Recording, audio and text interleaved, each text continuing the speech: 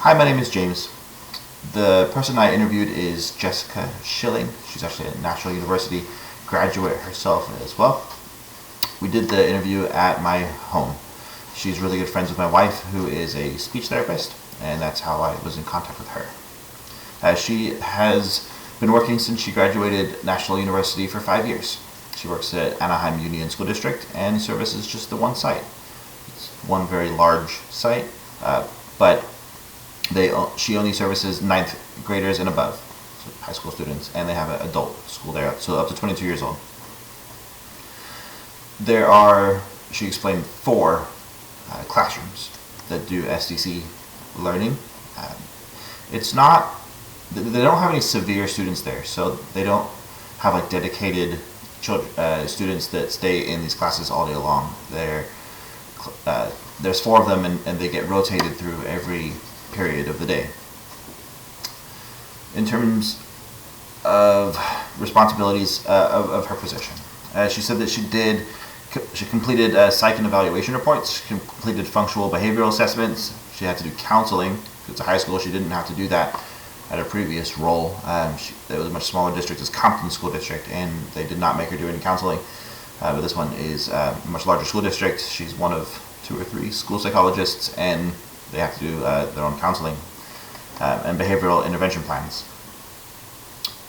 In terms of characteristics that's required for the job, she said that she needed to be approachable, she needed to be knowledgeable, flexible, organized, able to multitask.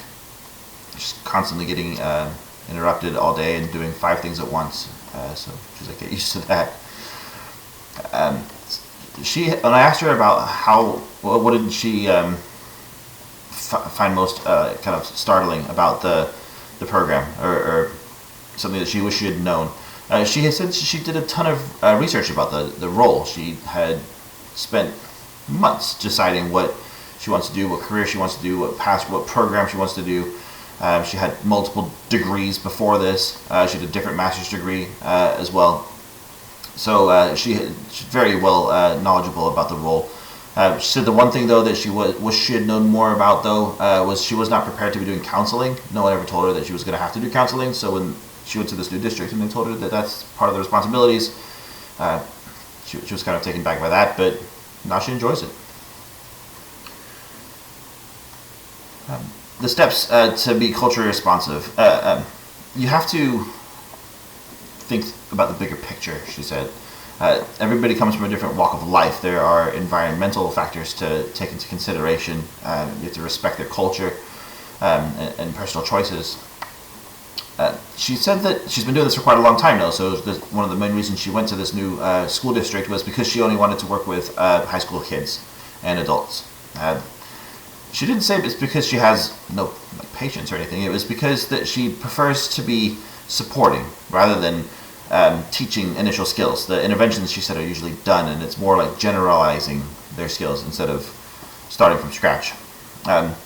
In terms of her typical week, day, month, she had mentioned every day she does testing, assessing, servicing. She does updating IEP paperwork. There's a program called SACE that they all use. She's nonstop, like testing a kid, putting her findings. Going to observe a kid, putting in findings. Getting some information from a teacher or a parent, putting in the findings. It's just all in this huge report that she's doing. For the week, she's preparing the reports.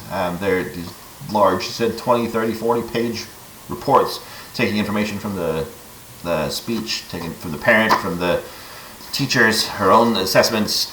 These massive reports. She's nonstop preparing for each meeting that need to be done. She's doing counseling, like I said before, consulting with the other parents, case carriers, teachers.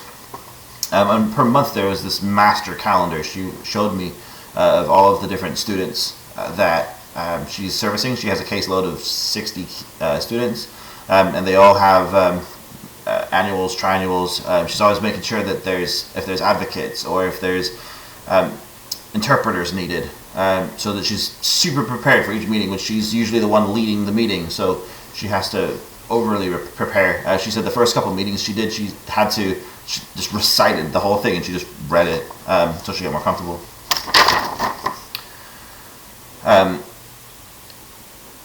The in terms of what she found most rewarding is she likes to see progress in the kids. She likes building rapport with the teachers and the students.